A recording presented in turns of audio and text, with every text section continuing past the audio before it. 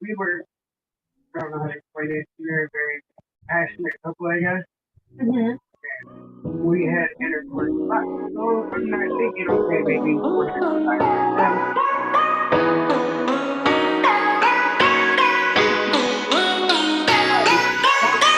They would have been, again, I thought very much that when I was with it, when I was about to and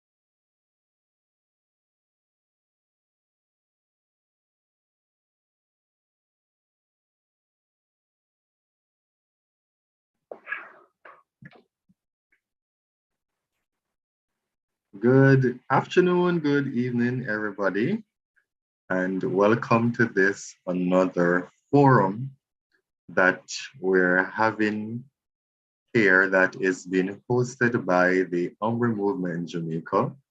And uMbre stands for Understanding Male Biases and Redefining Expectations. Of course, I'm your host, Anil Madden, and I am the Director of Research and Publication here at the uMbre Movement in Jamaica. So I really want to thank you for, sacrificing your Sunday pre-evening to be a part of this interesting discussion that we're going to have. The past two fora that we had were very interesting. They're on our YouTube page for those who would like to, you know, catch up on those two sessions that we had. And this one is going to be equally exciting. And so thank you once again. And we're live on YouTube. And of course, we're here on Zoom. So there is still time to send out the link to your family members, to your friends, to your fellow umbres and umbres or umbresses, and let them know that we are live and we are going to start this forum. I'm going to ask Roberto if you could please just, put the Zoom link and the YouTube link in the chat so that those who are on can pass on the links to their networks.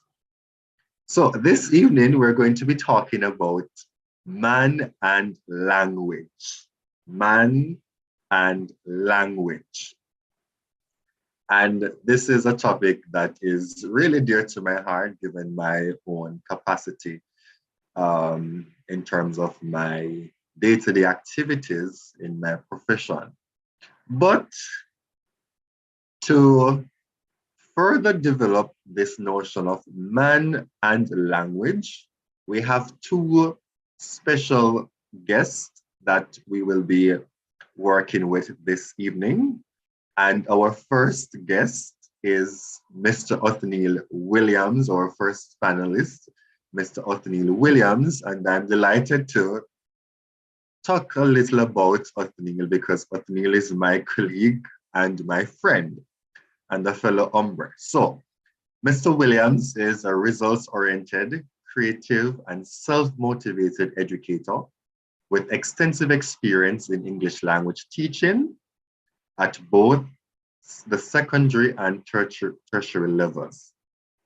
This Jamaican teacher has proven success in contributing significantly to students' writing development and communicative competence via learner-centered and task-based lessons. Additionally, he is an experienced debate coach, an event host, and a motivational speaker, and he holds a Master of Arts in English Language with distinction and a Bachelor of Arts in Journalism with first-class honors, and both these degrees were obtained at the University of the West Indies, Mona. Othniel is currently living in the United States, where he's pursuing a second master's degree with a major in teaching English as a second language. And in his leisure, he enjoys watching musical performances, using social media, and making smart goals. So that's our first panelist, Mr. Othniel Williams. Welcome, Othniel, and thank you for being a part of our session this evening. Now, our second panelist is Mr. Jamar Grant. Mr. Jamar Grant. Now, Mr. Grant is 21-year-old student, undergrad student, and he is pursuing studies in journalism because he wants to become a journalist and a linguist. He was born in Westmoreland and he's from a community called Sheffield. He went to the Godfrey Stewart High School where he did 5 years and he was the head boy there. And he did his sixth form education at Form Technical. Then he went on to university.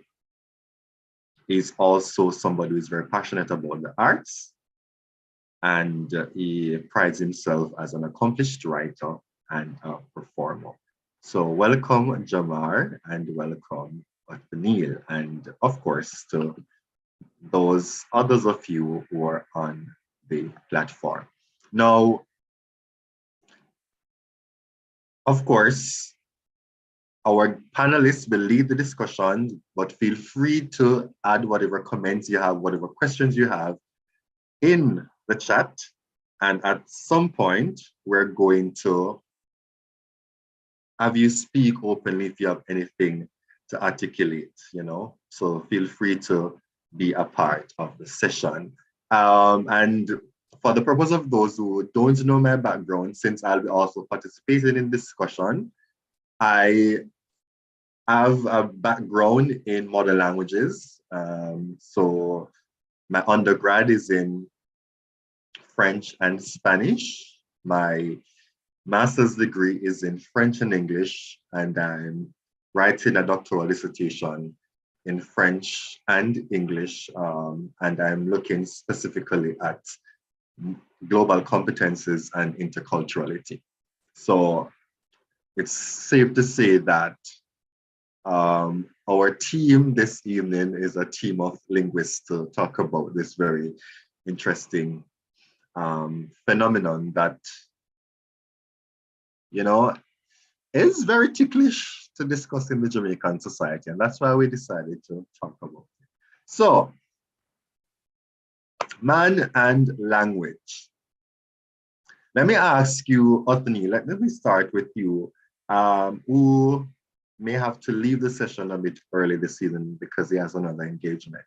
But could you tell us about your background growing up and the use of language? How do you situate yourself? Did you grow up in a context, in a surrounding where you spoke only English language, standard English? You have a BA in journalism, you have a master's in English language, you teach English, you teach communication skills. Tell us about your journey, your background in that regard. Good afternoon, everyone, and it's a pleasure to be here. We're not hearing you. Really? You're low. Am I audible now? All right, go ahead. Am I audible now? Yeah, I think the problem was on my end. Go ahead. So good evening again, good afternoon. It's a pleasure to be here. My background, I am not from a household where I was told to speak English predominantly. I don't even know where it came from. My parents or grandmother has never yet told me to speak English. I just used to speak. But when I spoke the language, the English language, people would usually say, wow, you talk nicely.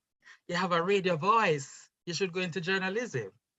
And that is one of the reasons I said, all right, I may go there. So my family did not contribute in any way. I was free to speak how I wanted to speak. Interestingly, though, my neighbor, she was very strict with her grandchild. I remember she would get spanking for speaking in Jamaican Creole. And of course, my family and I would have conversations about that. But as for me, I just grew up speaking whatever I wanted to. And then through school, I realized that I had a liking for the English language. It was my favorite subject in primary school. But it didn't like me. I think I usually get the worst grades in English. Until high school, the relationship got better. And then you eventually pursued it up to university level. Yes, yes. And now a teacher of English language. All right, thank you, Othniel. We're gonna come back to you shortly. Jamar, what about you? Similar situation to Othniel?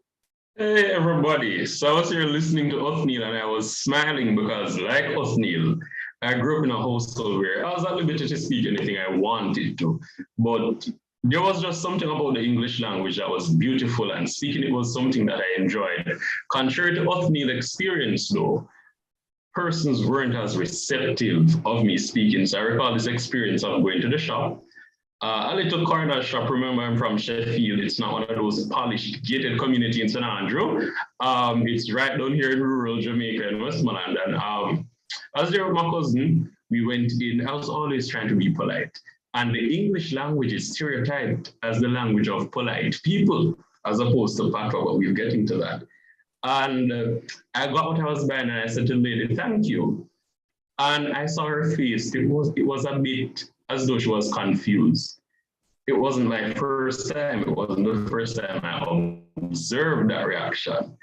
And she said to me, you need to talk more.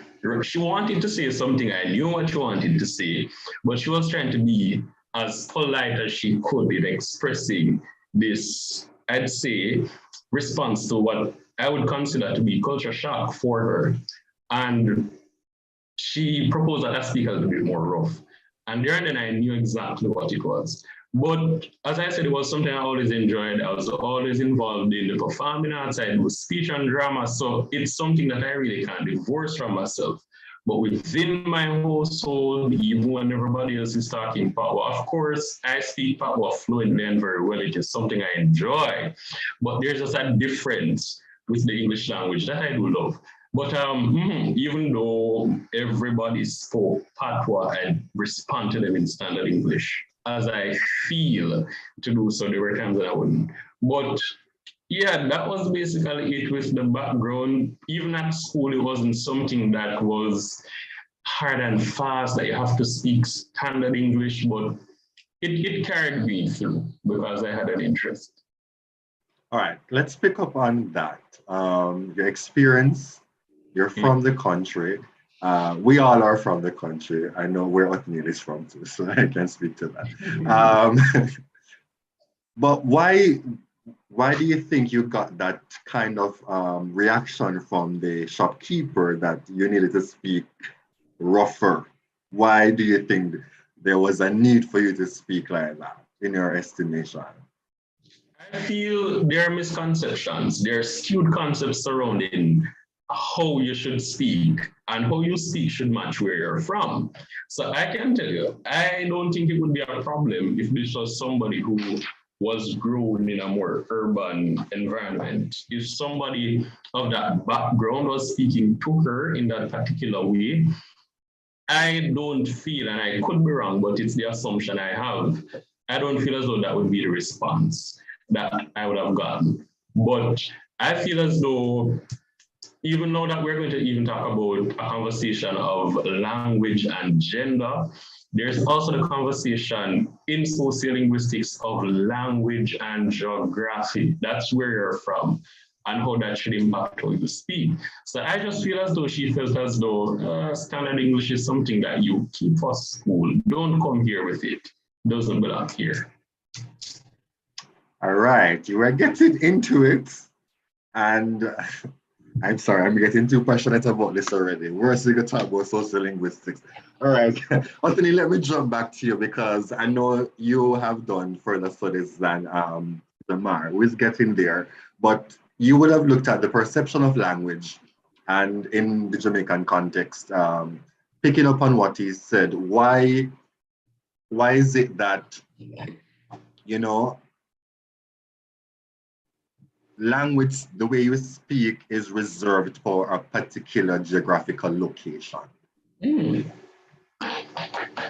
The question is why that is so? Yes. It is just socialization. It's just what we are told. And language, as my professor shared, language is pure, but we, the people, put clothes on it and we determine which language or which word is for women, which one is for females. So it's just a human condition.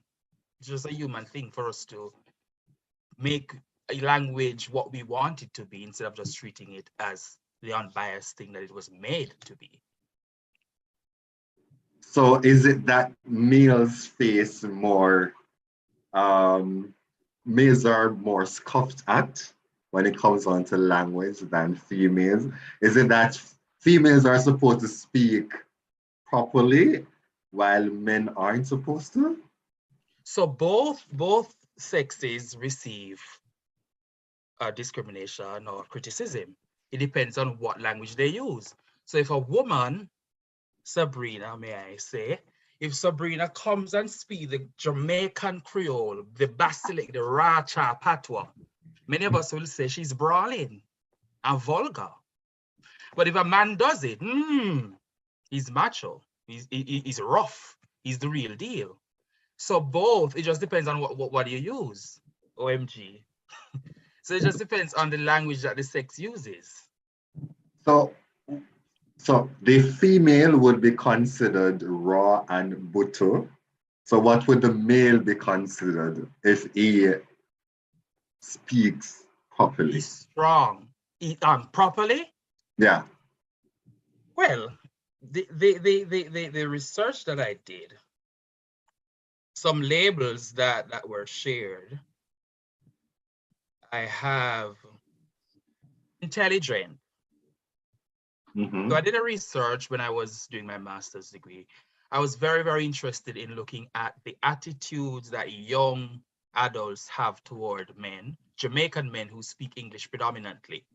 And I asked for some of the labels that are given to these men. 20 participants, and 35% said intelligent, 35 intelligent, 25 homosexual, 15 proper, 5% masculine, 5% foreigner, 5% respectful, and 10% said we have no labels for them. So those are some of the labels that are given.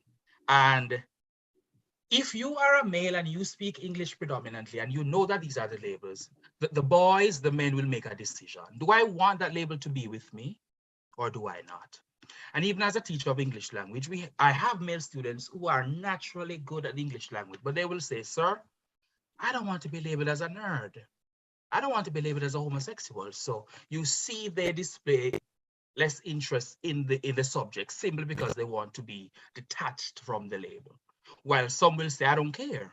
I want to be viewed as intelligent, right? So in this Jamaican society, if you're a male and you're proper, intelligent, effeminate, too respectful, too polite, some may worry about your future, which is ironic. Wow, that's of course, the research is quite limited in terms of contextualize what Neil looked at. Here at uMbre, we did a research as well. I led a research and we had 20% of males from the sample population we had that attributed, speaking of standard English also, to being feminine or to be gay. So for some, it's a sign of intelligence, and I think the two largest percentages that you shared are intelligence and being feminine or effeminate or being a homosexual. And this is, I find it to be troubling because then it could affect the performance of males in school. Because I'm going to come back to you, Jamal, but given that Othniel is you know, as teacher, yeah, so you probably can share on some of the implications of this perception and attitude towards language in terms of the performance of males that you have taught. As a teacher of English language, when I have male students who are doing well, I have a joy that I cannot explain because it is not the norm. It's not the norm. And as I said before, there are some who are naturally just good at English language. They write wonderful letters and wonderful stories, but is that they just don't want to. I remember I had a student who just like that, and he said it to me explicitly. I said, let's say it's Roy. I said, Roy, why are you so inconsistent? I can see that you're a good writer. And he says to me, sir, I don't want nobody call me nerd. So I not give English language too much attention. And I remember when his parent came to parent-teacher conference and the parent was saying, oh, sorry, look like I'm going to have to send my son to Saturday class because he's not doing so well in a subject. And I said, no, madam, you don't need to send this child to any Saturday class because he has the talent, he has the knowledge, he has the skill, but he just chooses not to do it. And I had my share of experience while I was at Denby High School. I had all the labels you can think of, simply because I spoke standard English. I do it well, and you get high grades. you come in first in your class. And those are some of the labels that the Jamaican boys don't want to be associated with. So what do? They force themselves, even to the humanities subjects, although we're not talking about that. If you choose the history and the literature, The soft sciences. they're like, So they force themselves in a TD when they, I like to speak the Jamaican Creole too. So they force themselves in a TD when they can't manage, and chemistry, just because they want to look rough, and they fail. Wow. So our boys are, it's really, really sad. So I try to encourage them when I do meet one that really does well at the language. Wow. This is very concerning, very concerning. What about your experience, Jamar? I suspect you were labeled as well. Did it affect you while growing up? Because we have to be frank about the conversations, because we're here to, understand the biases that we experience and how we can redefine certain expectations. So did you at any point, did it affect you academically, emotionally, psychologically, when you were younger, even up to this point? Okay, so in terms of academically, no, it did not affect me. Funny enough, outside of that experience with the lady, it's very rare within my community that I encounter that type of response. Because I remember now, even though it's not, growing up, it wasn't something I had to do. You have persons who attribute speaking the standard English and writing it well to being intelligent. So even if you know bright, once you're able to articulate yourself well, it's an indicator that you are literate and your cognition is on point. So that was like a leeway. So persons normally hear me, I speak in church. I'm very active there as well. So as you can imagine, persons would encounter me speaking there and they'd be like, okay, yeah, man, bright boy. Or it's a case where there are persons who would tell me, like, they would die for their children to do that. Because some people, it don't really matter how you try with them, their parents have it in their head that you cannot chat bad, you're a university student, past dead, cold fat. And they would wish that mastery that they see in me be reflected in their children. So outside of that experience, I can't really recall much of persons expressing a negative attitude within my community towards that. At school, even worse. It was something that propelled me. So it was something that had me standing out among others. It wasn't common of men to be speaking standard English either. And as I said, it's not a case where I didn't know how to code switch and when to code switch in order to curb some of these stigmas as well, because we're aware. Othniel would have said beautifully, when we open that, language is pure. And whatsoever meanings, stigmas, symbols we attach to it, it's really unto us. It's dependent on what we do. So while I love the non-standard variety of English, Jamaican Creole, here in Jamaica, there are just certain settings where I wouldn't go and do that because I know what will follow. Because I know what will follow, I try not to do it. Funny enough, what I was going to add to this conversation, and I'm happy I remember now, is so it is designated that men speak a certain way and women a certain way. And I realized that while you have Pakwa that women can talk, you have some upper echelon of Pakwa, it's not the Basilect.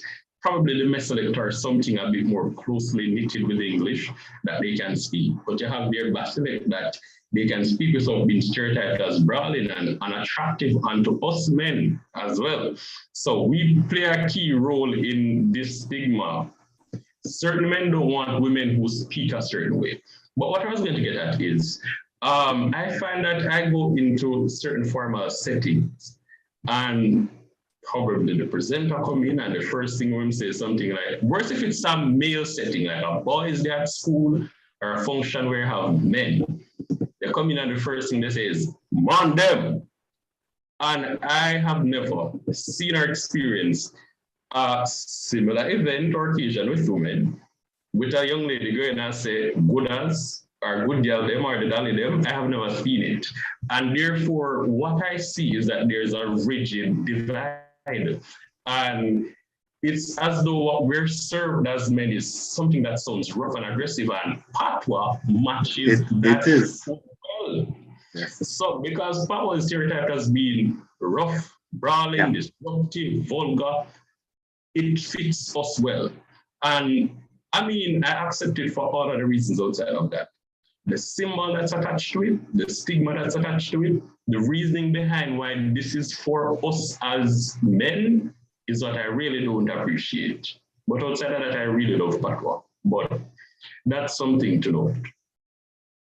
Wow. Beautiful revelations coming out. I think a lot of us were from this side of the world. We would have had that experience too, that you don't go in a male setting and address the audience in a polished way. Is as though it's forced upon you that, okay, somebody speaks to you like that and you have to respond. And again, language is dynamic. I personally, I would never respond to something like that because that's not how I was cultured. And so it would be weird for me to respond to something like that. So it's funny, the things that we want to break out of, we are also the enablers of. It's crazy. Wow. All right. Very interesting conversation. Let me just pause now. If there's anybody on the audience who would like to add something or ask a question, make a comment, then be free to do so. Yeah, good evening, everyone. Are you Hi, hearing me? Milton. Yes. All right. So yeah, I have faced similar problems. I remember back in 2014 when I was in high school, I was placed on job experience because some high schools require you to do job experience based on the subject, based on the vocation subject that you do. So I did electrical, and so I was placed at a company that installs automatic gate, shutters, and support. On my first day there, of course, I was working with the technicians. On my first day there, I was speaking standard English because, of course, that's what I know. I know that, you're out, you must always, speak properly as what they tell you. But the men there, they were like, no, none of that around here. Standard English, that B word that they use in Jamaica. Say, yeah. You can call the word, where Well, language is dynamic. I am not accustomed to call that word, so yeah, I don't use that word any at all. But they said that standard English is a B-man thing basically. You see, for many years after that, I have always stuck to patois because, of course, you don't want to be labeled as such. And as I got older, I just get to realize that this is rubbish. Speak a standard English because there's no way you speaking standard English means that you are gay or whatever. And you know what else? My tone in speaking, I also try to change that because growing up, persons would tell me that, oh, you sound like a girl, you talk like a girl. So even my tone while talking, I try to make my voice sound a little bit lower and all those kind of things. But I mean, it's just everywhere I went, it was the same thing. The community that I grew up in, the school that I attended, because I attended one of those schools in the inner city areas and so forth. So it's like everywhere I went, it was like the same. I always felt like the odd one. So I mean, that was all I knew growing up. So I just tried to make myself be, the man that they say you are to be in Jamaica. But I mean, as I get older, I get to understand that this is rubbish. And, just be that good person that you ought to be. Speak a standard English. There's totally nothing wrong with that. So yeah, that's basically all I have to say at the moment. Thank you, Milton, for sharing your experience. Again, I think it's something that many of us can identify with. I'm going to share a quick one too. I remember, I think I was probably going into my final year of my four-year program in my undergrad years. And this was my first time going to work at a company in Kingston. And so it was like one of these summer programs. So you have students from all over coming together. And I know naturally because I didn't grow up in a family that spoke standard English. I grew up in a bilingual setting where we spoke Jamaican Creole and standard English. It's just that I made a deliberate effort to practice speaking the standard English, which became a part of me over time. And I remember working with some of these people, and of course, everybody thought I was from uptown, literally. And because where I studied too is really in the uptown Cherry Garden, Zarbrook area, people literally thought I was from the community. And I was like, no, I'm not from there. I'm a country boy. And even when I was in college too, like some of the guys thought I didn't know certain things about like construction and farming because they were from rural communities as well. Marky, my father is a farmer and a mason, so I grew up knowing these things as well. So when I started adding to their conversations, everybody was now shocked because they're like, oh, you know that? And I'm like, y'all think I'm from around this side, right? No, but I can relate to all of that lights. And so the manner in which you speak, there's a certain perception that comes with it because I remember when I was doing my master's thesis as well, I looked at a great portion on the perception of language in Jamaica. And this kind of backs up studies that Othniel would have looked at in terms of how is language perceived with regard to men, okay? If you come from certain parts of the country, if you have a certain skin tone, then you know it's okay for you to go in any space if you have a certain last name and to speak standard English because you're intelligent. But if you're dark skinned and you come from certain areas, it's not for you, and you're going to be stigmatized. And this is something that we really want to break away from. Sabrina, I see a comment. Thank you for making it. Could you expound though on the Eurocentric aspect of the curriculum? That's something I'm interested to hear of, given I've spent a number of years in Europe. Is she here?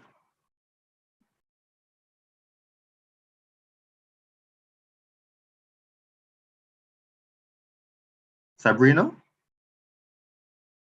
Is set off. Okay, go ahead. You hearing me? Yeah, man, clearly. Yes. So basically, we have a curriculum that we're forced to do certain things as we know. And especially in high schools, persons would drift or wouldn't fit in these classes because guess what? You're forced to learn this aspect and that aspect rather than how to actually execute, how to actually use it, which is why they wouldn't find an interest in it. I bet if the men actually heard that, okay, in society, you need to be like this, or you need to approach somebody like that, and they would find more of an interest in it. But no, they're learning about nouns, adjectives. They're actually learning how to use it or how it will benefit them. If they're just given, it's like a demand. It's like, all right, you have to do this. I mean, are naturally rebellious, so they are, going to be misfits. They're not going to be interested because guess what? It's a girl thing. This because girls will be more, interested in something because apparently our education systems cater for more to females than males in the first place. And that's where it kind of surrounds, regarding the men being, misfits, not interested, not being able to even execute because they don't see the importance of it. But then again, the question is it needed? Are we telling the men that they need to speak proper English? All right, that question we're coming to. I'm not so sure I agree with some of what you said, because, right, I don't think I can appreciate that some aspects of the curriculum is really gender-centered. So that I can appreciate, but I don't think it's the entire curriculum because if you go to Europe, I spent a number of years in France. So I'm familiar with the UK curriculum and other curricula in the Schengen, the European zone. And just like us here, they are forced to do certain things. So I don't think it's just the curriculum itself, but socialization, because the guys over there, I've taught English in France for 6 years, and they have to learn. They have to learn English language. Um, and for us out here, foreign language, which we're going to get to, is optional in certain universities, but we're going to get to that shortly. So I'll come back to your question soon. Yes, Might I, before I take Denver. Yeah, go ahead. You want to respond? Mr. Madden? Yeah, Yeah, might I add as well? So yeah. outside of them having to learn English through a curriculum, this issue that we're speaking of in terms of language and gender is a phenomenon that males face, not just in Jamaica, but even in Europe that you made reference to. So if you should study the whole the whole difference or disparity thereof with how males treat language as opposed to women in Europe, it is a similar case. Probably not a case of non-stat, because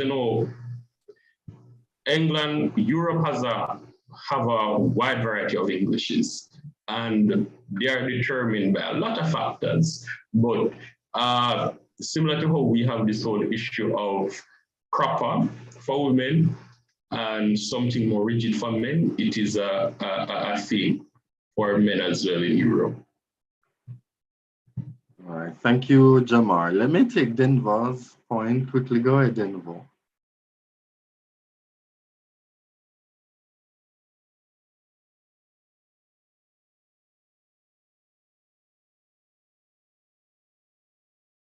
Denver?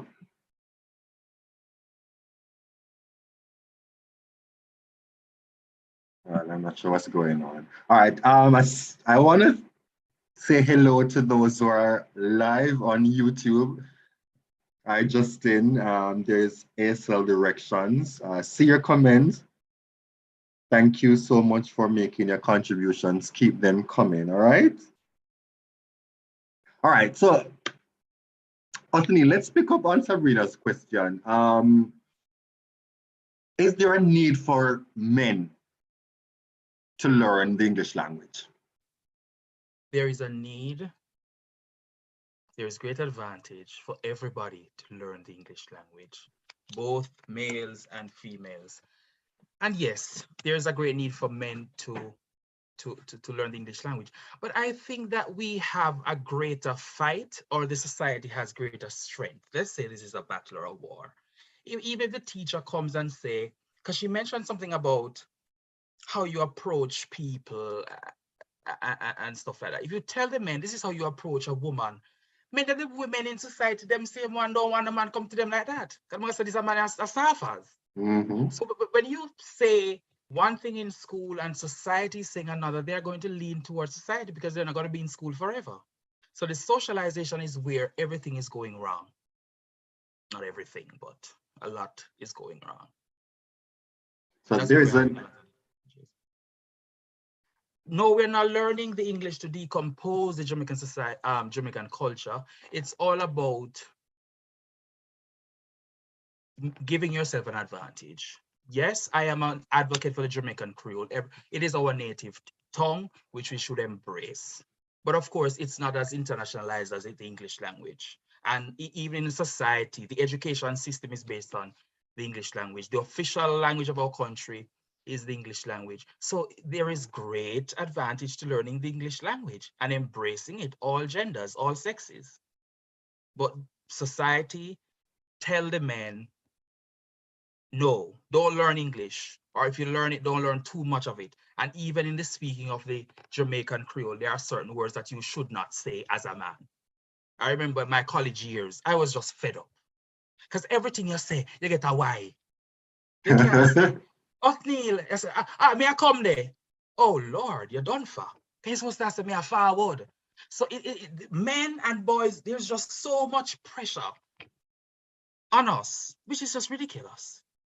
You hear taxi people talking about gal de veil because you can't say man de veil and all them kind of foolishness. Another experience I had, which was very, very surprising and interesting. Somebody asked me my name when I was at UA. And I said, my name is Othniel. And the young man looked at me and said, Othniel? My youth, your name Othniel. Oh, So he's telling me that I'm saying my name. I'm enunciating it too well. Apparently saying men ought not to pronounce THs in words. Your name Othniel. And it's just a sad situation. And our boys, they're under a lot of pressure, so they just succumb to the peer pressure and the pressure from society. Because for me, I had to make a decision that I will not be afraid to be outstanding. And many of our boys, they want to fit in. So it's just sad. Then why is it that you can't use the pattern in a certain setting or approach? Context, we learned that context, so you have formal settings and informal settings. Just it's all about context, and that is why when you know both, you can fit in any context. but that shouldn't prevent us, or that shouldn't cause us to ridicule people. The truth is, even though we live in a bilingual society, there may be people who just don't master the Jamaican Creole. Yeah. And we may scoff at them because, okay, you should know something. And the truth is, they may speak with a little accent and stuff. And of course, they are also self-aware that if they speak Jamaican Creole, people are going to laugh at them. And so they avoid speaking it. I remember when I was in college, I used to host a radio program. And I would be in studio and the shouts out would be coming in and I would be reading them. And one day I said something and a friend of mine's WhatsApped me and said, listen, Madden, stick to your English because what's gonna work for you? And so it's conflicting because on the one hand, they'll be the same ones to tell you, yo, so you can't talk patois, what's wrong with you? And you're like, I can. It's just that, I've had the habit of speaking English language, so it's probably going to be the first thing to come out. But when you actually speak the Jamaican language now, they tell you, no, you stick to your English language. Like, yeah, they need to strike a balance. Denvo, you want to bring in your story now?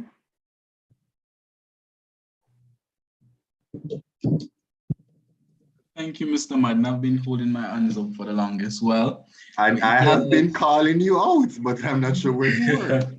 There was some glitches there.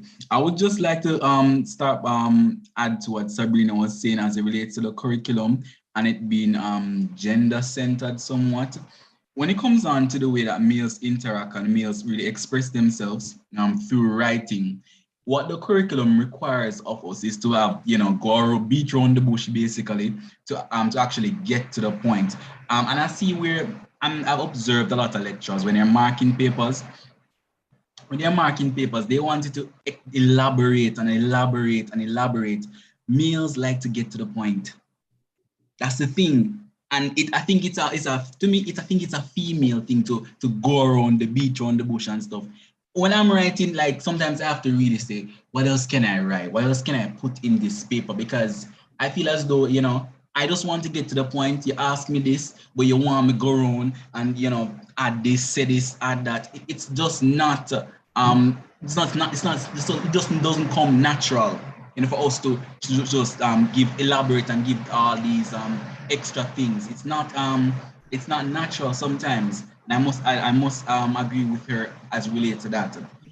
Secondly, I must also highlight the fact that when we talk about speaking standard English, we have to look at the environment, and you would number of panelists would have mentioned this, where you're coming from and stuff like that.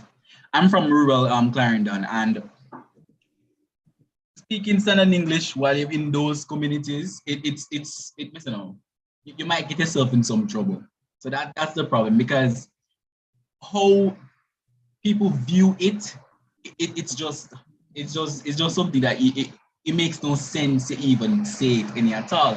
And we also have to look at the fact that the home itself, once the home is not very supportive of it, it will not be something that it will continue per se. Because I can remember even my even my mom sometimes she will say be saying like, oh, me can't speak a little bit more patois at times, you know. And even see some at some point, you know, would have impacted how I really, you know, delved into patois and English sometimes. Because I loved English language from the first time I knew about what English was from primary school. I loved English. And I would have started, you know, speaking it because I was saying that, you know, because I'm learning this, I should be able to express it, have conversations with my friends in standard English. But in reality, that doesn't work. It doesn't work here in Jamaica any at all because they want you to speak you know, gangster somewhat. You really wanted to bring off that whatever the culture is saying regarding how you're supposed to communicate as a male. So that's one of the problems they have. And in school, I got into a lot of arguments with some even females as well, females and males, and about speaking English. Because in class, when I'm asking my questions, you know, I don't ensure that I don't try to speak in Creole. Why? Because we're not expected to speak in Jamaican Creole when we're asking conversations in class. So this girl one day took me on and said, oh, Denver, why you have to be asking your questions in English? Why you can't speak patois like everybody else? And you know, a number of times they would have said something like that, and up to one day it got me very upset because I was saying that if you're learning the language itself, why can't we express ourselves with it? It's a team as though I'm better than someone else, or I should not be saying it and stuff like that. So it's little instances like this that really causes males not to want to speak English properly, not to want to write it or not to show any interest in it. And I can even remember a number of my friends would have purposely failed English because they don't want to be associated with the varying stereotypes that comes with speaking a language itself. And and when it comes down to English, my last point, when it comes down to English, it has to be something that you really want to learn. Males, if they want to learn, as in, it has to be something that they really want to learn, I must say. So if you really want to go by what you know, the academic world says and really use up the language and stuff, it's going to have a lot of benefits when it comes down to the working world. But practically, within society, it doesn't work any at all because majority of Jamaicans don't speak standard English like that, and they view persons that speak standard English as being either you know, what's the word for it? You go on like you're better than people, or you know, you're as some of the questionnaires would have, research would have said that, you know, most males would say that, oh, you're gay or you act feminine. So they don't want to have these things. But in the working world, I've seen where having a good grasp of English language has really helped a lot of males, and it can help them I can really propel them into having a fulfilling career within the Jamaican society from a work standpoint. So I must agree with that. Thank you, Denver. A couple of things to pick up on, because not only in the Jamaican context that the English language is useful in terms of work opportunities. Again, as Othniel pointed out, while we appreciate the Jamaican Creole or the patois, it's not a universal language. And so if you operate internationally, you better be able to speak standard English. And I think we missed that point that we're not only local citizens, we're global citizens, and permit me to use that concept because I'm working on a paper. Global is the portmanteau of local and global. So we operate both locally and globally. And I think we need to bear that in mind. Othniel, you've worked in both the secondary and tertiary systems.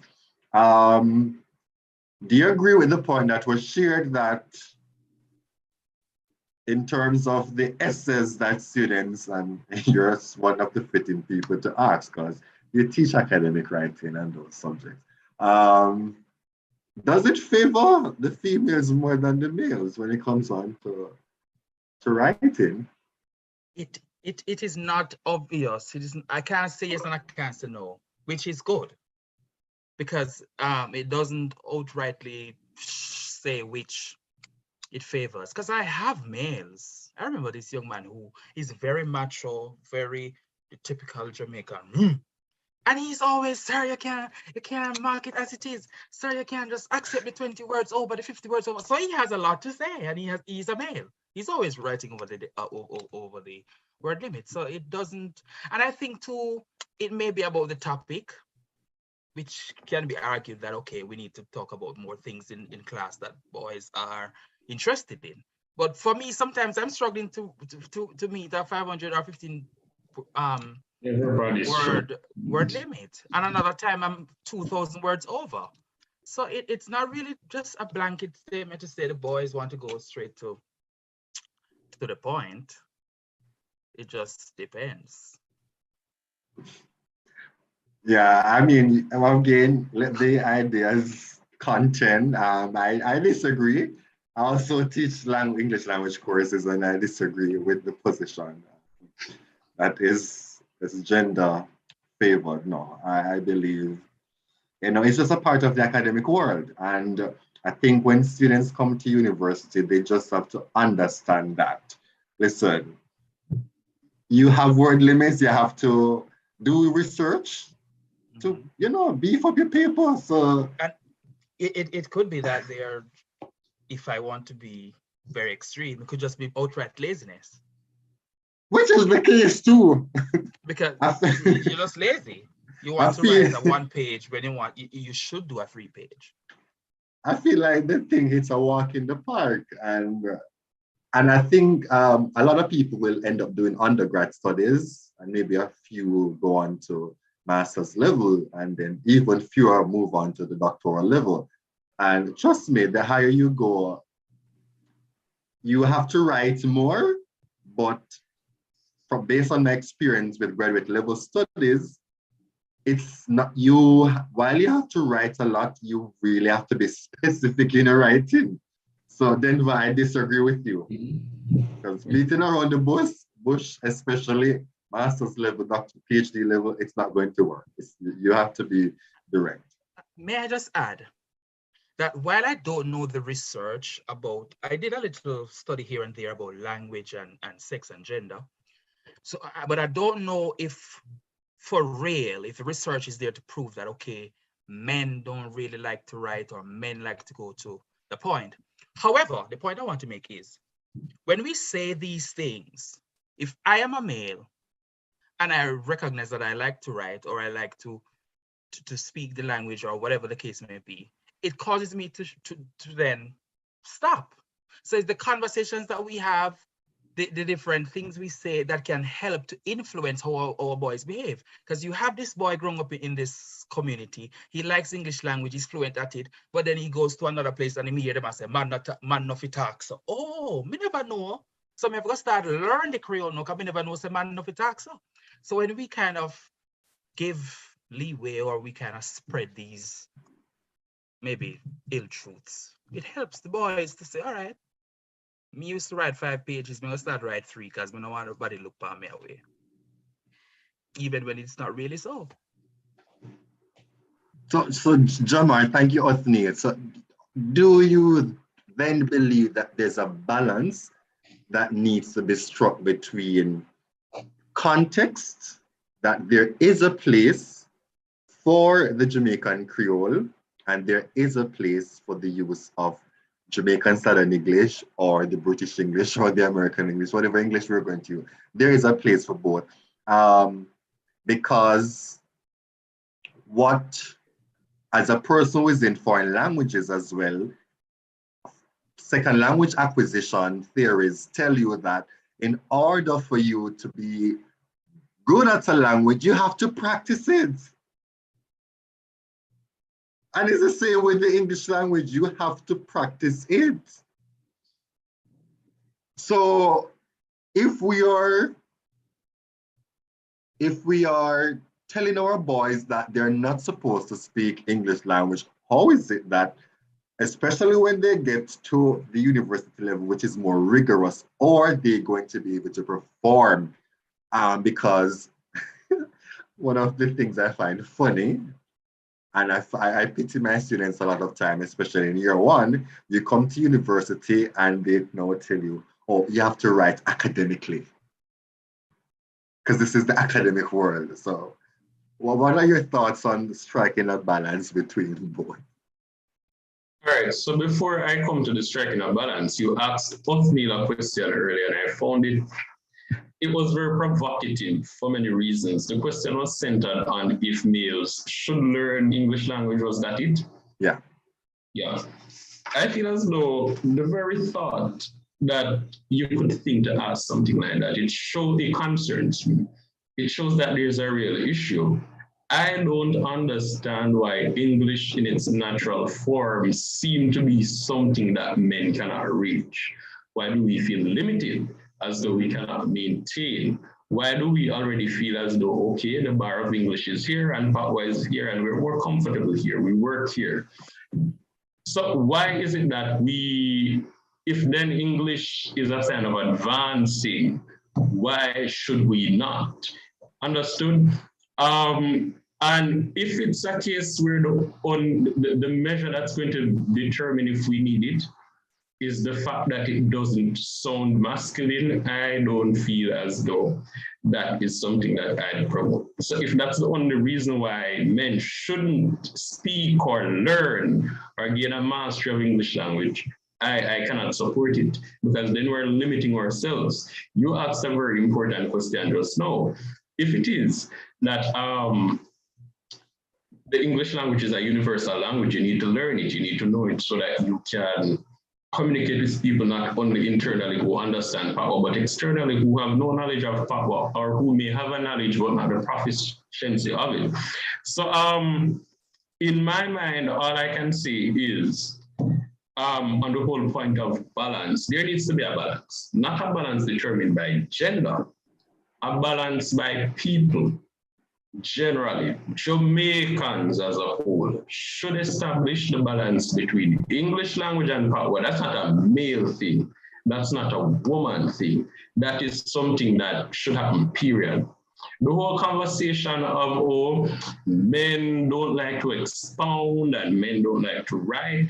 I'm in the university space at undergrad, I write better than, and it's not condescending. I'm not patronizing anyone, but I write better than most of my female counterparts. They come to me to proofread their essays. And I know males who write at that level as well. Women struggle to write just the same. Therefore, I can't agree that it is something that men just are born and naturally cannot do. And if it is a case where I'm going to agree that, okay, let the gentlemen don't go through the hassle of learning English, there will be ripple effects. I recall primary school. While I was in primary school, in my mind, I knew exactly how to speak English. As I read the grammar, the phonological process, the syntax, in my head, I knew how to speak it. Until I started struggling when I resumed. Took a little break, got caught up. When I resumed, I'm like, whoa, certain things I feel as though you have it all meshed out in the head, but when it should come through your mouth, it's a whole different thing. So I feel as though the whole socialization process is where the issue is. I feel as though men should freely be able to learn without feeling as though they're overstepping their boundaries. And that is something I have seen. The whole issue of if we will be better writers, we can only do that if we learn how to do it. We can only do that if we're comfortable doing it. I feel as though it is a very unfortunate thing that people would go to the extent of failing to prove masculinity. To me, if you have to go to that extent, you're doing something wrong.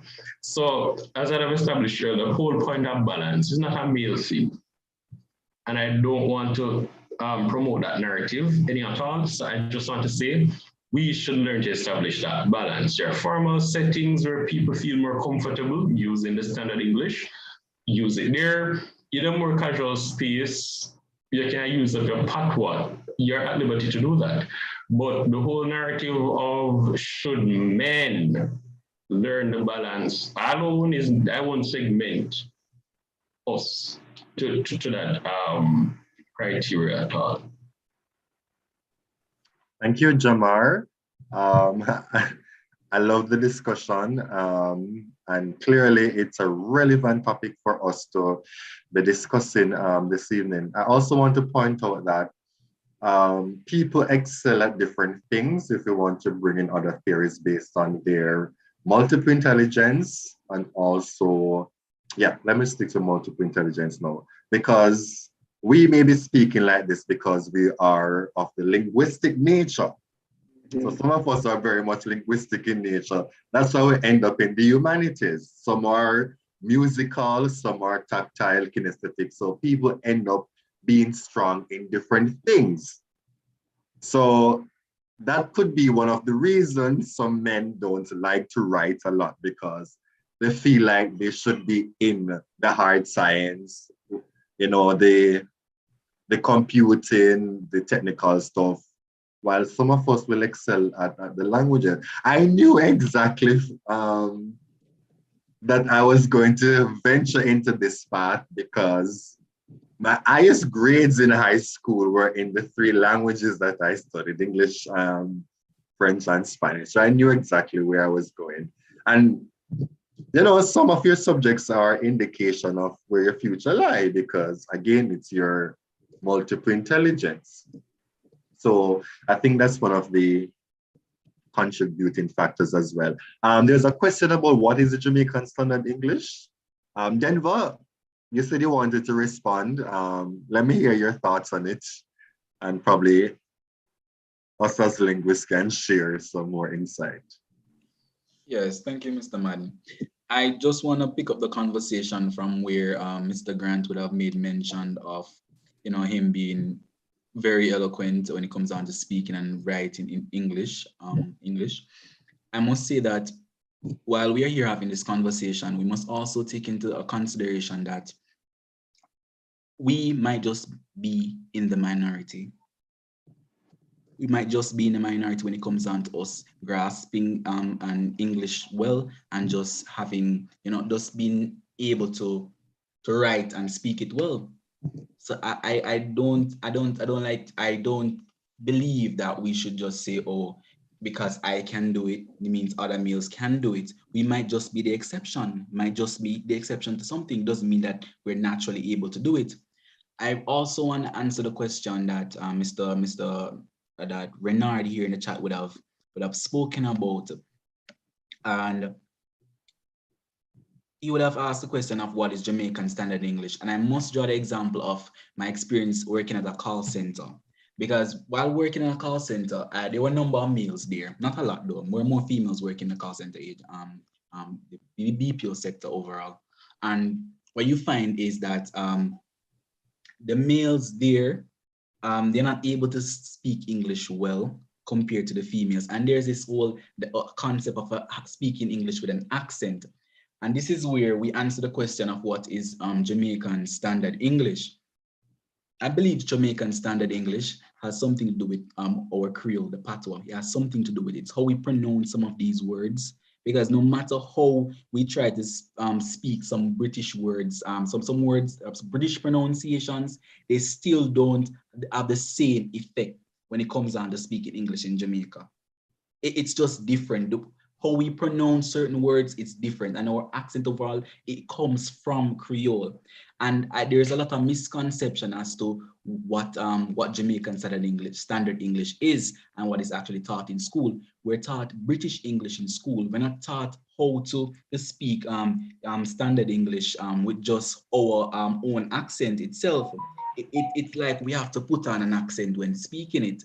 And there was a point in my life where I thought that, speaking Standard English, you have to be able to fake an accent or to speak like the British, because my teacher would have highlighted the fact that, we speak the Queen's English.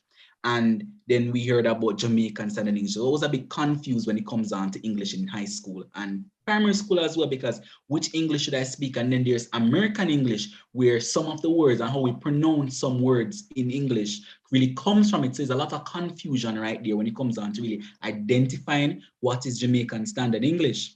So that's one of the points that we need to put forward. One of the things we need to, that the whole education system we're in Jamaica, as well as teaching English, need to establish fully, because a lot of persons do not understand what it is. And it shows in the working field, it shows in the BPO sector, where a lot of persons are just faking some accents, putting on some accents and calling it English. And the way they pronounce the thing is upsetting because that is not what speaking English in Jamaica is. So they give a false perception of what it is.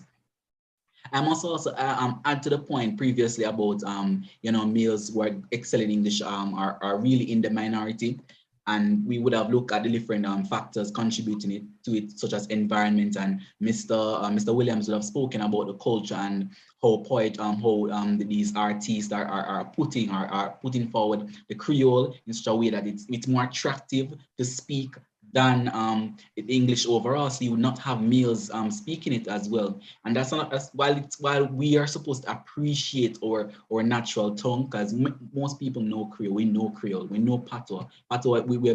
It's like it's so 1-2 for us to speak Patois. So while it's a good thing, it also causes a problem because you realize that less males are going to get employed in the working field because they can't speak English properly, and that's a big problem there. And I would have also highlighted in the chat right there that let's say if take for example the filling out of online forms. When uMbre movement Jamaica was doing its research, we realized that we're a bit stagnant somewhat, and there was a struggle when it comes down to getting males to answer these questionnaires on the online forms.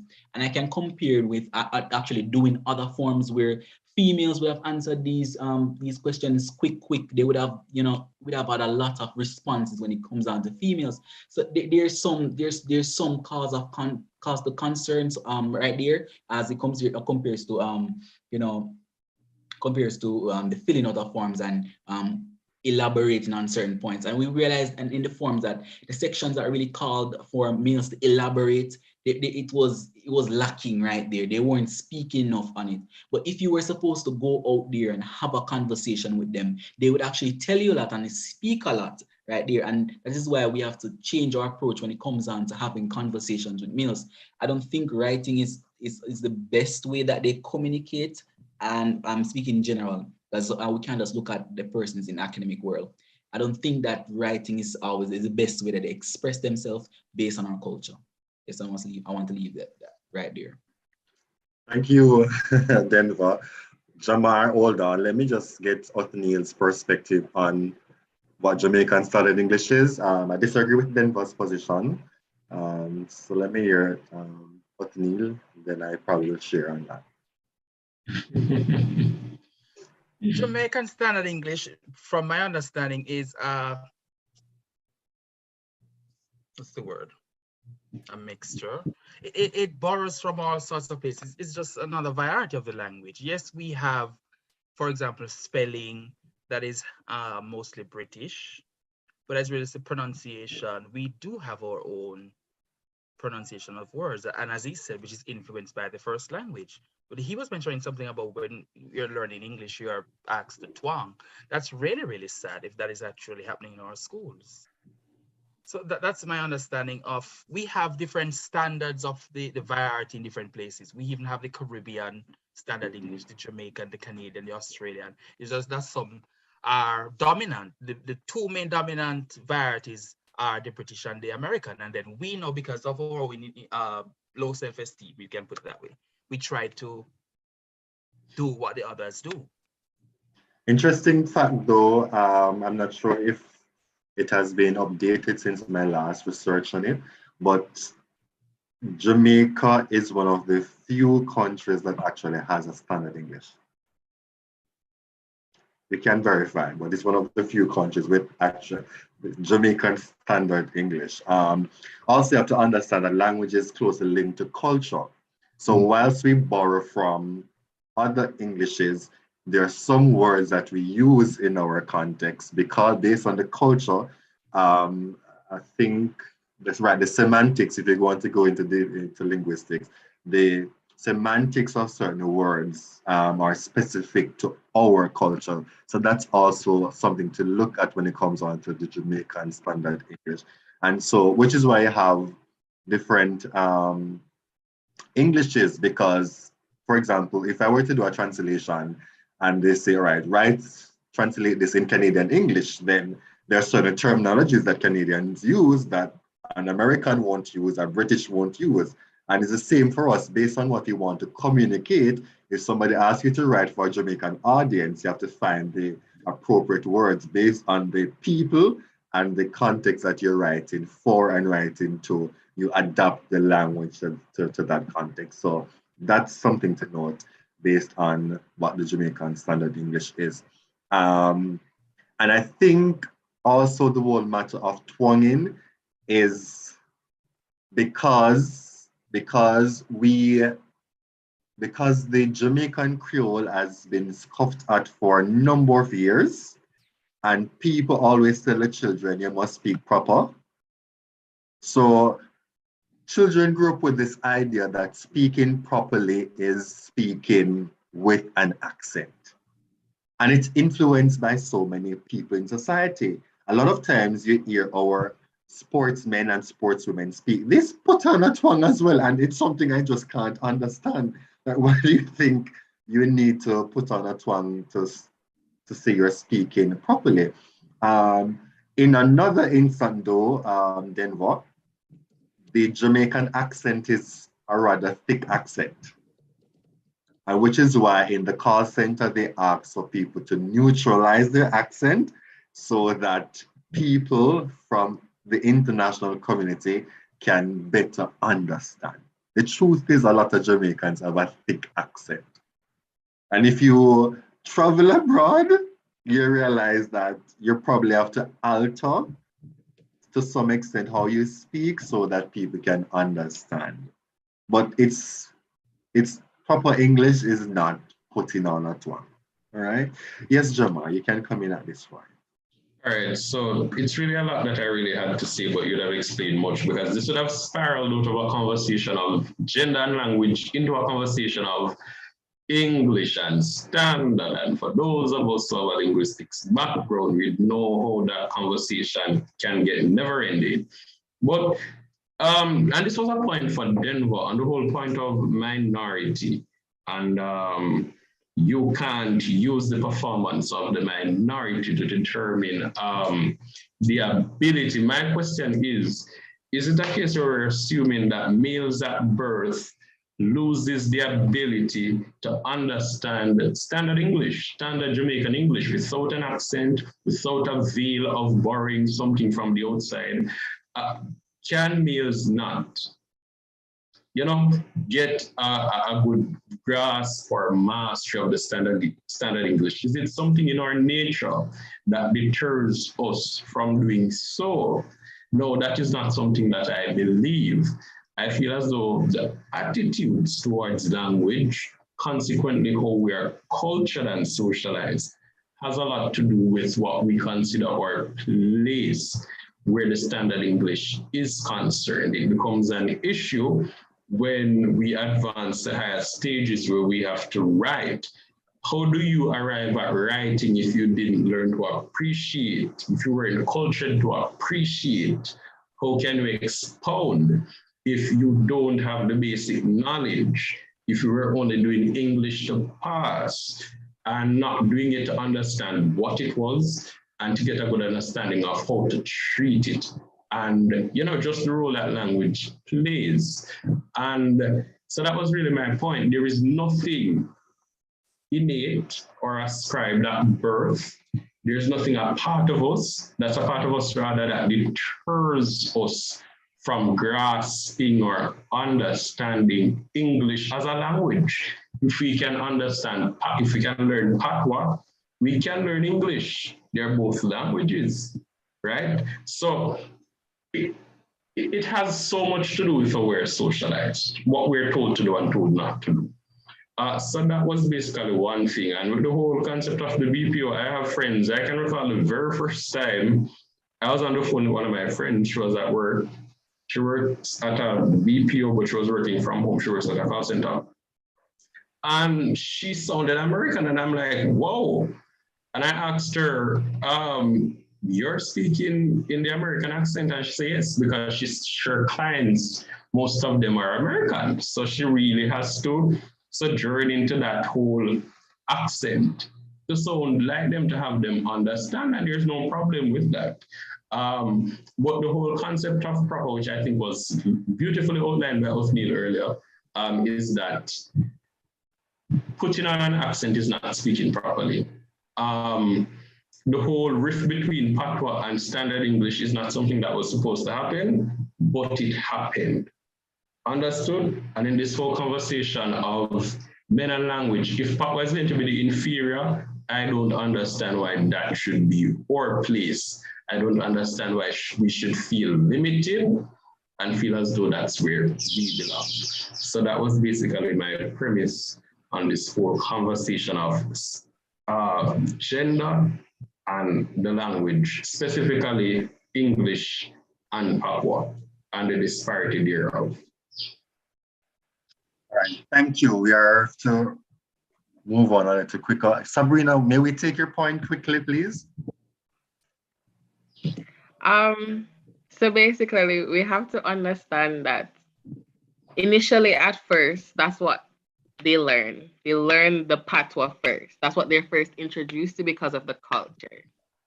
So we don't learn the English per se first. So we have to give them the benefit of the doubt, the fact that they would appreciate the patois more because that's what they are introduced to first.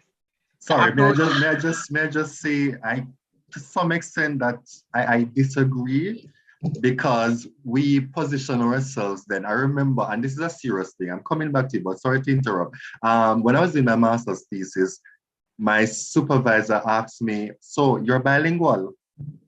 And I was like, but I'm actually bilingual, because it didn't dawn on me until I was probably 22 at the time when I was in my master's. And it was at that point I really realized that I was bilingual, because a lot of us grew up in a context where we are bilingual, whether we're on the continuum, language is on the continuum. So, but because we were always told when we speak Jamaican patois, we're supposed to speak proper, we just feel like we are monolingual, but we're bilingual because a lot of our houses speak a mixture of both languages. You can continue. All right, so basically, I guess that would speak to, as Denver said, the minority. If we're going to address this as, as the heading would have said for the entire meeting, Choppa, Dawg, we're talking about the majority of Jamaican males here. They were introduced to patois being their first language, the only thing that they could appreciate because that's the only thing they would understand at that time. Then being introduced to a school system where they're getting to actually learn the English. That's the reason why I would think that they wouldn't appreciate it, because Jamaican people are actually excelling at the patois, because look at the music industry and how they write different forms of things that are actually dialect based. So I feel like it's the approach that the way how they actually learned it, because even myself would be considered a misfit in the school system because I'm more of an accounting business student. I love math and those things. So my grades in English aren't necessarily the highest, and I do well in speech and drama because I love the Jamaican dialect. I'm able to execute it. I'm able to apply it where necessary, but in the actual subject given to me by my curriculum, I'm not able to deliver because I totally disagree with why I have to write a certain way, why I can't express how I actually feel.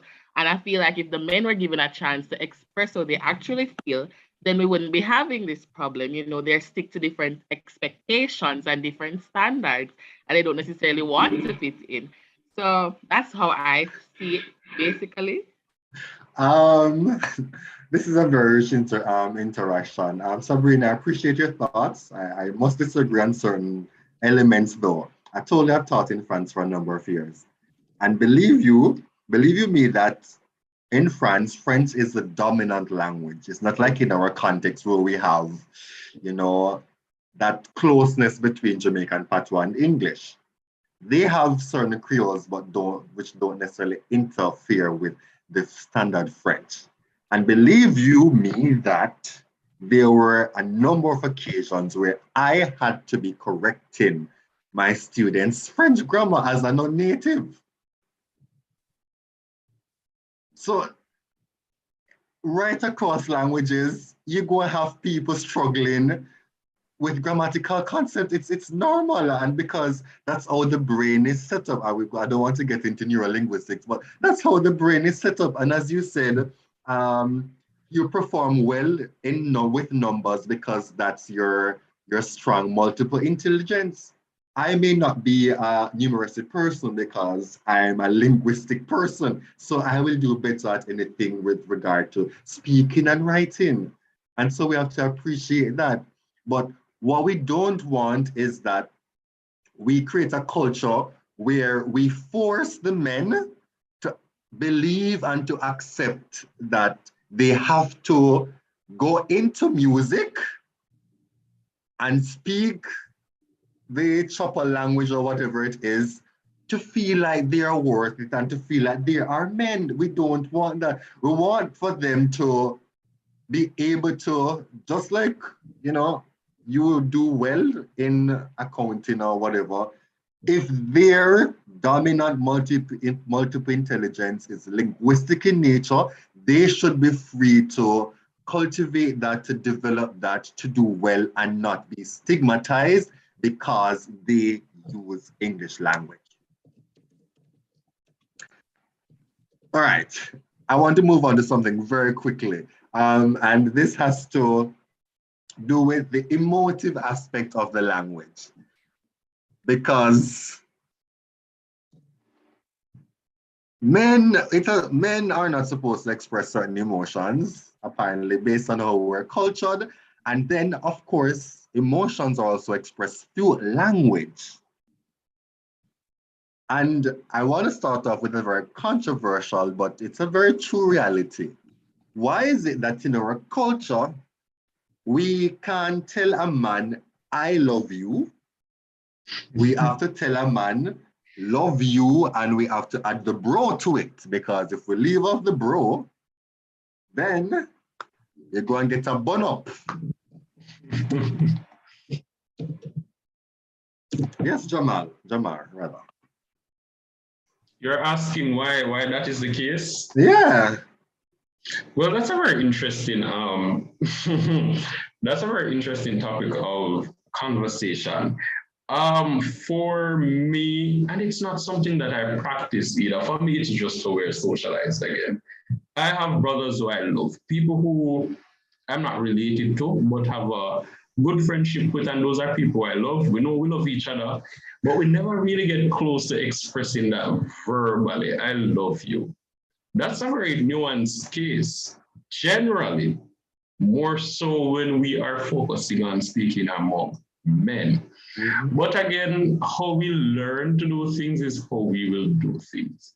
And for me, again, it's a socialization process that determines how we go about acting and doing all of this. But it's a very important topic. I'm very excited to hear what others have to say. So you don't tell your male friends that you love them. What do you tell them? You rate them? Yeah, you know that the ratings is tall and that type of thing, right? So, but that's really it. That's the equivalent, and it is understood. But does it have the same depth, like really saying the love you? I mean, it has so much more to do with why you say what you say more than what you say. And for males, I'll add, and somebody was explaining earlier about, Othniel, I think, was explaining earlier why you can't say, yeah, come. There are just certain things that phonologically don't sound in line among men. So things are really brilliant. I train some young men here at church. And while I practice them, sometimes perhaps a speech presentation or something of the sort, and we reach a certain place and the whole of them start gallivant and laugh, and I'm confused until them catch me up. You don't say that. And we have to work our way around it. And I just feel that certain things, it is so difficult for them. Certain things, they don't sound masculine on the ear, and you try to avoid it. Yes? Again, that's based on society, because earlier you agreed with Othniel that language is pure. Yes, language is pure. But it is really the symbolic meanings that we attach to certain things that really changes language as a pure thing. Okay. Go ahead, Otney. Let me hear your thoughts. The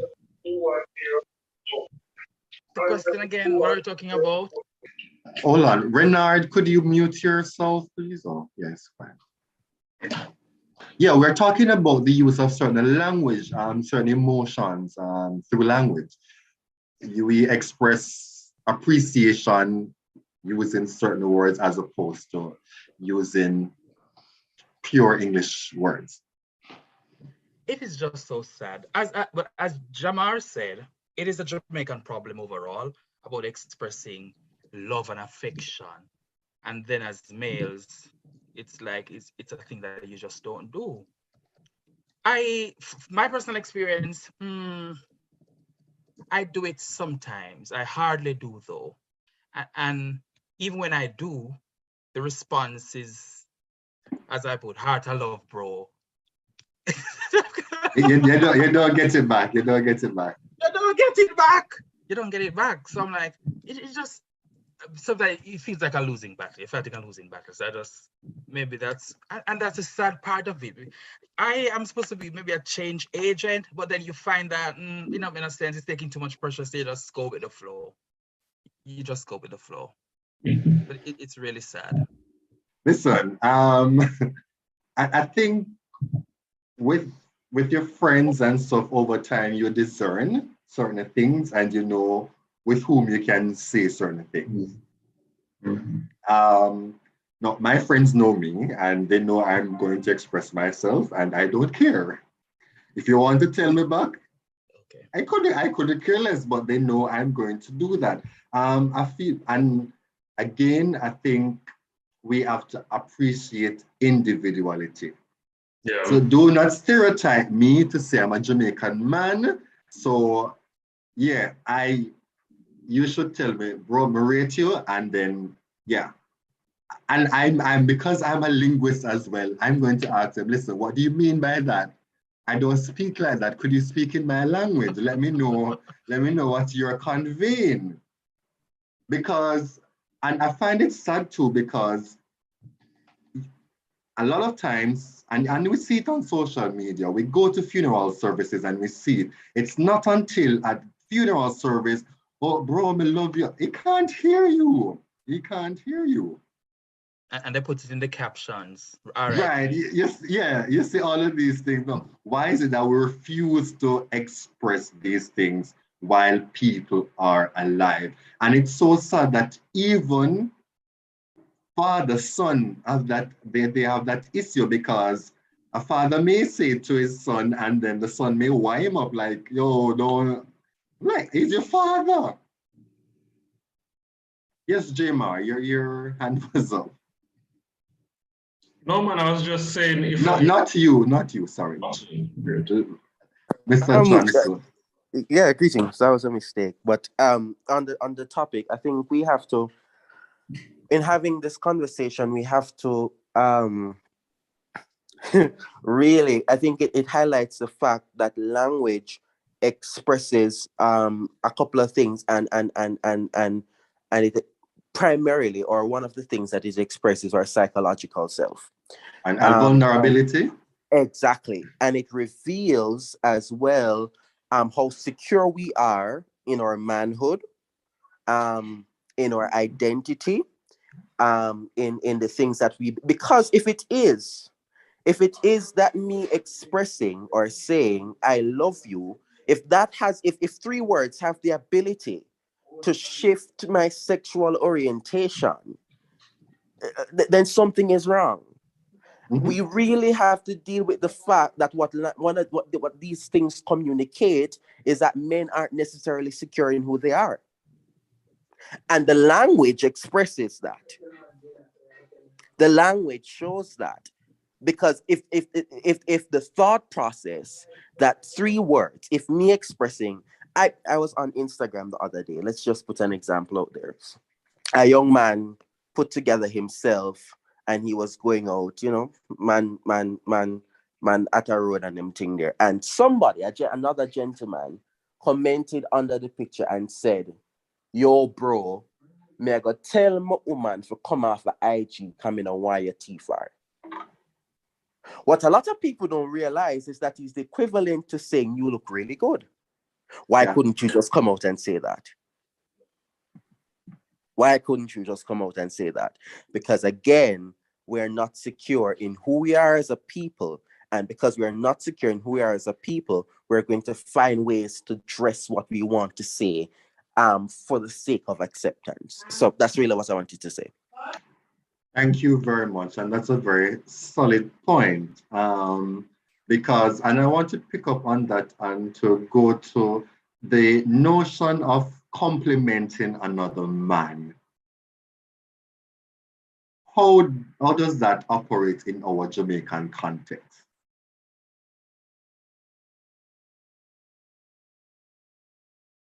Can we, again, comfortably tell a guy that, listen, you dress well? And when we see with females will openly share with other females, like, girl, I love the way you look. Yeah, you're just nice and stuff like that. When you come out on all these things. Yes. So can we comfortably say, listen, the man is in a nice blazer, in a nice suit, he has a nice haircut. How can we express those thoughts and do that comfortably in our context?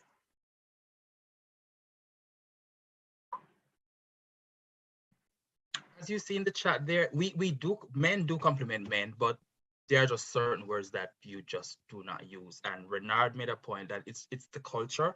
And I recognize that it's being celebrated too. Because I see on Instagram where they would say like, how will a Jamaican man tell him girl say him love him? And you see the different ways and the 100 and hard comments. And it's just being celebrated like, yeah, this is us and this is what we do and this is what we will continue to do because it's just us. And some may say there's no need in changing. We just rate or that's it. So we do compliment, but it's really sad. And somebody made a mention too that it's sad to the point where, and I use the word sad because it is, you have to be careful how you express yourself to whomever, because you really and truly, you don't want certain labels to be with you. So you say, you know what, I could tell him that he looks handsome, but just handsome is not a good reputation, choice of word. Yeah, save my own reputation. I'll say, you know what, bro, you go on. Yes, Sabrina. I could dive back to when we had that discussion about defining what a man is. That surrounding with Father's Day, Mother's Day, etc. I really feel like we can blame society, not entirely blame society. That is because you can be your own individual person and rise out of certain things. But for example, a man's supposed to be strong, masculine, and showing emotion kind of weakens that status. And I feel like that's surrounding why Jamaican people are so passionate about what they say. Because, men want to live up to that expectation that we give them, and they want to be masculine and strong, and them no want to be weak, and nobody pre them differently. So I feel like we can blame society for some of that, because guess what? We are actually, some people in society actually place that emphasis on men to be strong, be masculine, to not show that sort of emotion. Because even in some homes, when a little boy might say, I love it. No, you can't say that. It's being embedded within these persons from a tender age, what to say, how to say, what not to say. So, when they get older, it's just going to be accustomed. They're going to just naturally do it. And once it's embedded in them, what more to do than to celebrate it, than to highlight it. So I feel like it starts really by the culture and how we actually give these men the expectations that they have now, and they're actually living up to the expectations, and now it's a problem. So, it's really... Yeah, thank you, Sabrina. I must confess, I struggled growing up, as I think it was in my teenage years. I just couldn't understand why I couldn't tell my friends I love them. And I'm like, well, why are we friends? I just couldn't get it. I couldn't get it. Like, your friendship is embedded in love. There has to be love, there has to be trust. And I just couldn't understand why. And until I started breaking it, and I'm like, listen, I couldn't care what people want to think. I'm going to share it. Funny enough, I told somebody, was it last night or stuff? Yeah.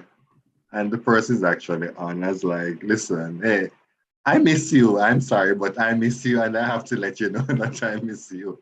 So, and I think, being comfortable within yourself and knowing that, all right, there is no ill thought behind what you're expressing. And sometimes it's hard for the recipient of the message to understand that there's no ill thought behind what you are saying. Like, listen, obviously, if I haven't seen you or spoken to you in a few weeks, a few months, we are friends, we are bros. I miss you, listen. I remember days when I would come back from France. I really want to hug my male friends because it's been a while. But hey, you have to do you have to knock off the thumb and this, and you're like, listen, it's a hug more, really, but hey, yeah. Some do the one-way hug where you do this and then you turn around. J.M.B.R.E, you wanted to come back in? In my lifetime, I can only recall hugging one of my male friends. we're very close. Only one. Wow. But and I have quite a few male friends.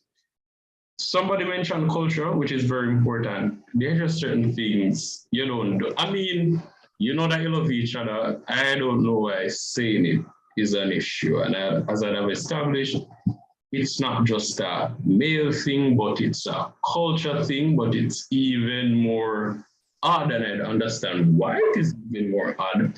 Why, if you find it's hard to tell people you love them, moreover, your male friends. But one of the things that I wanted to say concerning the whole conversation of like complimenting other people, I think there are ways that we do it.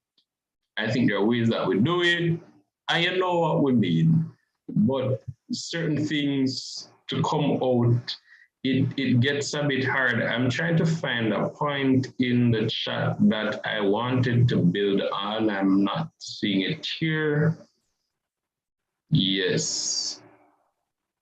I'm not seeing it here, but I feel as though when somebody appreciates you, you know what those feelings translate to.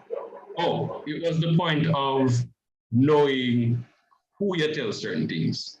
So as men, we have insecurities. And I think you were even talking about it earlier, Mr. On the receiving end, it's hard to convince the person that you are being platonic about some of the things that you're saying, especially if especially I love you in that regard. I feel as though with our insecurity, there are just certain things that you don't want to say for it to give the wrong impression, because you never know. You never know how somebody may read it.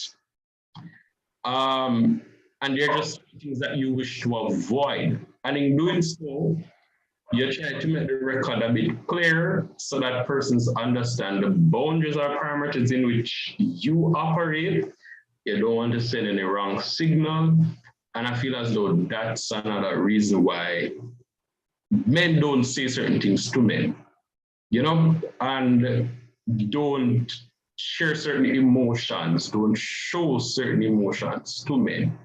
So I really think that's another factor in this whole conversation of why certain things are not said. You don't want to send the wrong signal because you know the implications thereof.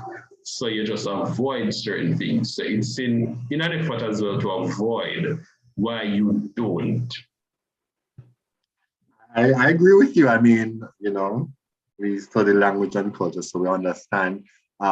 Except that there's also another nuance in the conversation about love you, I love you, and versus I'm in love with you, because that's a total different tier of it as well.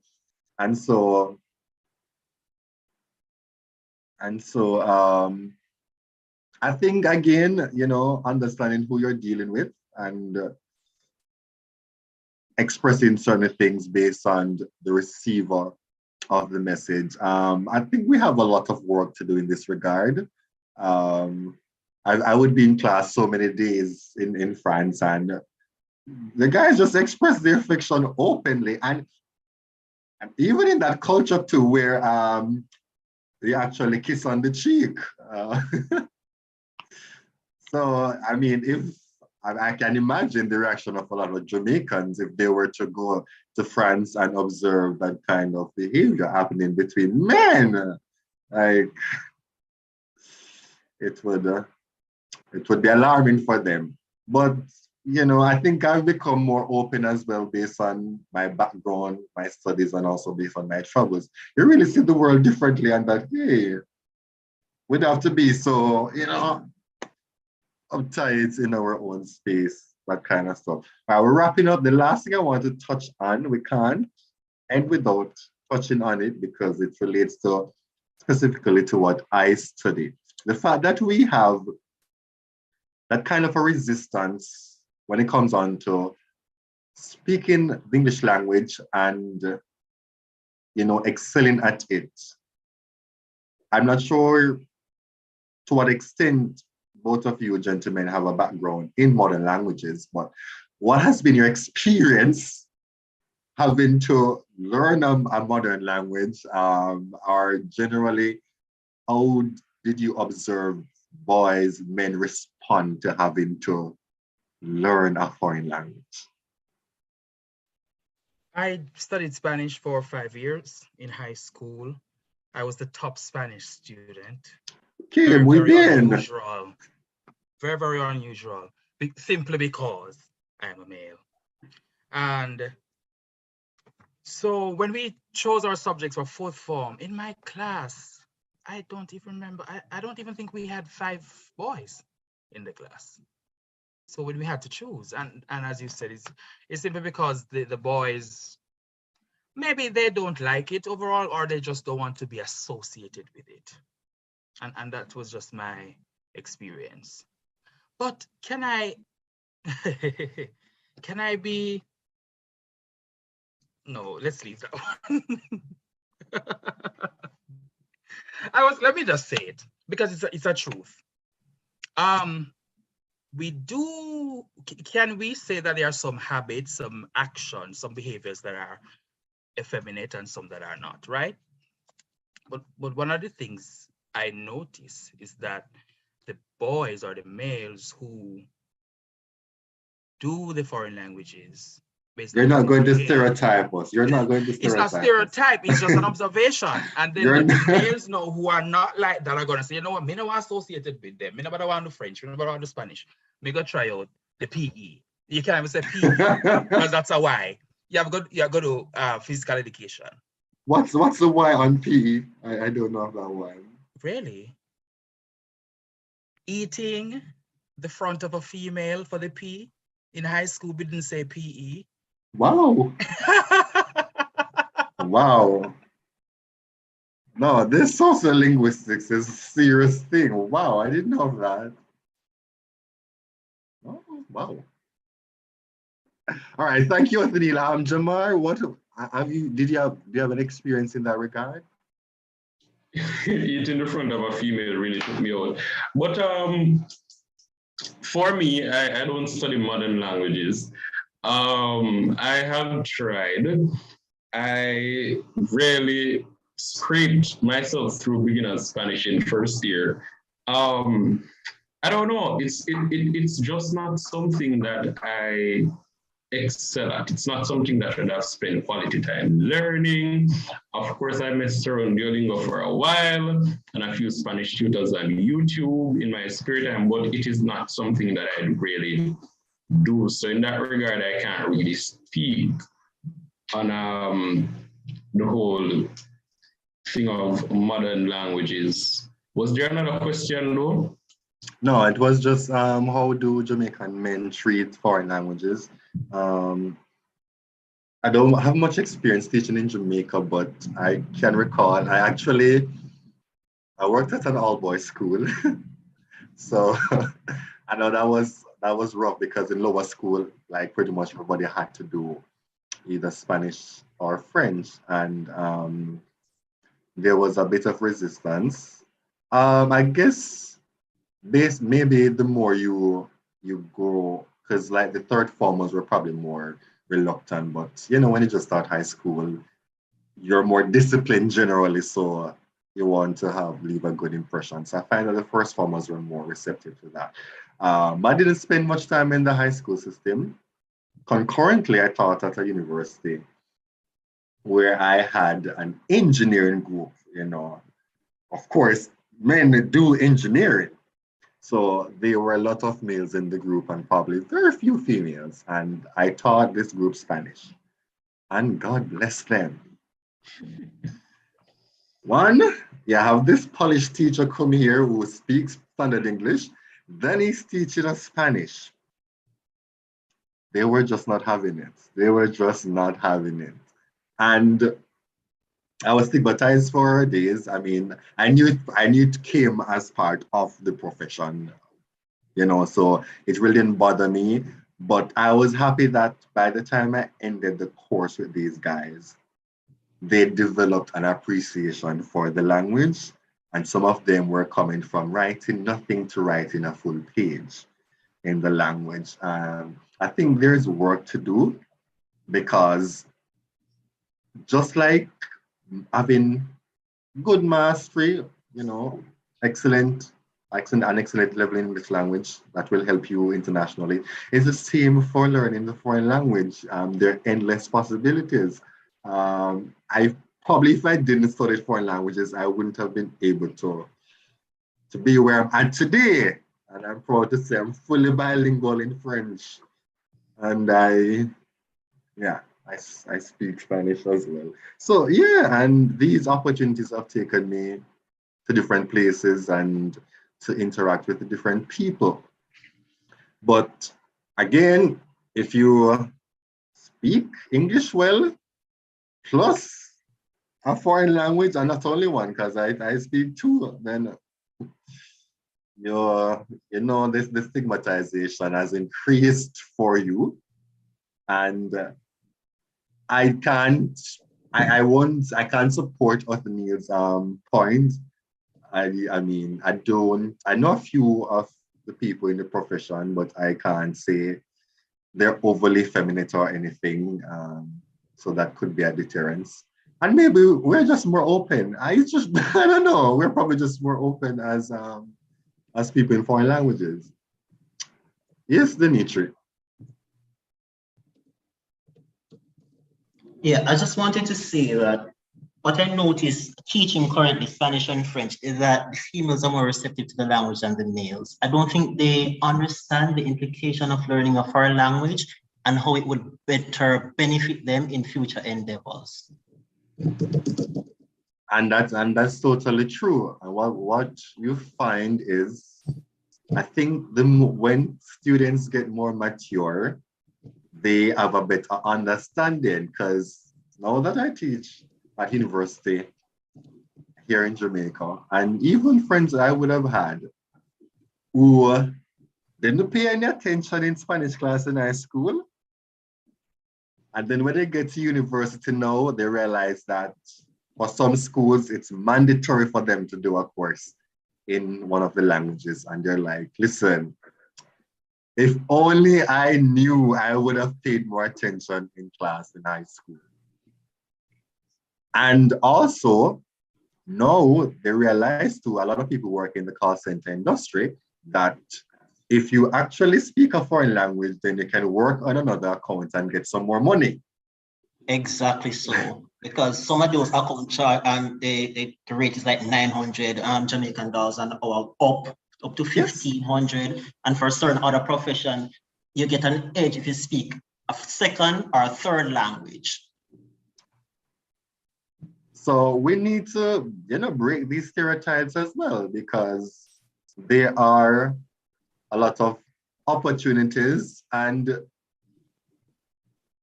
what Neil referenced humanities earlier, there's often the notion that the humanities are, it's the easier of the disciplines. So yeah, if you want, just breeze through university, just do humanities. But it's not the case. And the truth is also, especially when it comes on to foreign languages, they are developing research. There's developing research saying that it takes just about the same amount of number of neurons to learn a language, to master a foreign language, just like you would do the hard sciences. So people in the hard science may feel like they're, smart and stuff, but hey, if you want to be called smart, learn French. I can't try learning French, because French is difficult. French Very is hard on the difficult. tongue. Yeah. Easy on the grammar, hard on the tongue. If you can master French, And I also want to point out that a lot of emphasis is also placed on STEM, but I remember writing an article saying, don't forget the A in STEM, because whilst people may excel in the art, in the mathematics, the engineering, the technology, and the science, they will need to write a resume and a cover letter. They will need to do presentations at work. They will need to go and represent their company, whatever. Nathaniel, thank you so much for being a part of our discussion. We appreciate your time. I knew you had to leave. So thank you so much, and we look forward to inviting you again to participate. So yeah, you have to communicate. It doesn't matter how great you are at in the technical area, you have to communicate. And so we want that our men see the need to develop competency in language, whether English language, whether foreign languages, because the technical aspect alone is not going to help. Not going to help. You don't want to be brilliant, and just like how they label some females as pretty dunce. You don't want to have a handsome face too, and you don't want to be very smart, but at the same time you can't. When you open your mouth, you can't express yourself properly as well. You want to be able to strike a balance. All right. So we're wrapping up. Jamar, your final thoughts? What are your, what do you suggest? What do you recommend as we close this session on men and language? I feel as though the way to go forward is not to be devoured by the stigma, to be led by it. It is for men to feel confident in what they're doing and just step forward. And as I said, it's quite unfortunate that we are even here on this conversation where we're weighing languages to determine our worth and our place. And I feel like going forward, as best as we can, we should somewhat assume the role of pioneers in ensuring that people don't feel as though males don't feel as though they're doing something wrong by speaking standard English. They don't feel pressure, because I made a point there. They can become competent choppers, learn American English overnight, and they've never been there, some of them, right? Successful to the extent that they can, bingo, is that the term within the lingo there? Yes. And if you have the knowledge to do that, you also have the knowledge to learn English in a school-based curriculum, to pass your exams and to advance wherever that can take you in society, in legal jobs, in legal offices, right, where the roosters don't crow. And as such, I feel as though we shouldn't feel limited in our endeavors, and we shouldn't allow a language to be our barrier, especially when it's a language that we grow up on. You know, and I don't feel as though it is something we should ignore. I don't feel as though it is something that we should consider not whores equally as it is females. I don't feel as though we should grow up on the notion that, okay, this is what us men grew up hearing, and then school just seemed to have been a culture shock. Females go through the same process. They excel. They're comfortable doing it. You know, there are no insecurities surrounding them learning the language because it is seemed to be normal. It is painted as normal. It is normal for you as well. And as best as we can encourage, especially I'm so happy to be among people who have a linguistics background. I aspire to become a linguist, only doing a minor in it, but I'll consider it for further studies. And it was a very good discussion. I'm happy I was invited here to listen to some of the insightful, some of the points that came on the contrary. They really had us thinking. And I really appreciate platforms of this nature and conversations like these. And going forward, as I said earlier, we stand as the pioneers here to encourage males to know that, hey, you can do this. It is not absurd, it is not odd in any way.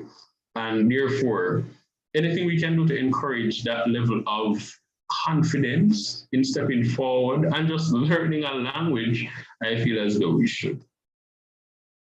Thank you so much, Jamar. And that's a very, very potent point, the notion of confidence. Because when you open your mouth, you want to be sure, you know, that you're comfortable in what you're communicating. And listen, I haven't been doing what I'm doing for quite a number of years and I'm working in education. I've listened to a lot of oral presentations where men struggle to speak, and that's because they grew up in backgrounds where, okay, as some of you expressed earlier, the use of English language was scoffed at, and so they just didn't practice it.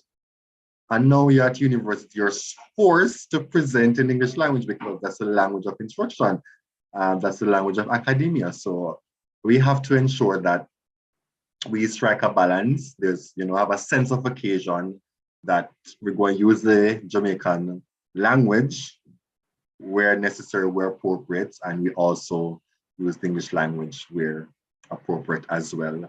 And yes, Sabrina, I'm sure Denver will take into account your membership.